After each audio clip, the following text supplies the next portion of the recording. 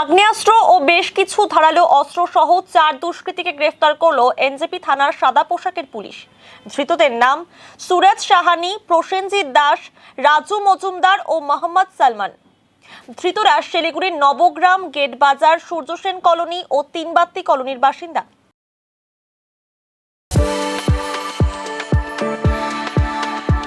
We are the dreamers, the achievers, and the leaders.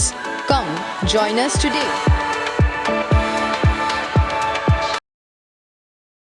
জানা গিয়েছে, রাতের অন্ধকারে ফুলবাড়ির মহানন্দা ব্যারেজ এলাকায় আগ্নেয়াস্ত্র সহ বেশ কিছু ধারালো অস্ত্র নিয়ে অসাধু কাজের ছক কষছিল ওই 4 দুষ্কৃতী। সেই সময় গোপন সূত্রের খবরের ভিত্তিতে সেখানে অভিযান চালায় এনজেপি থানার সাদা পোশাকের পুলিশ। পুলিশ সূত্রে খবর, ধৃতদের বিরুদ্ধে একাধিক মামলাও রয়েছে বিভিন্ন থানায়।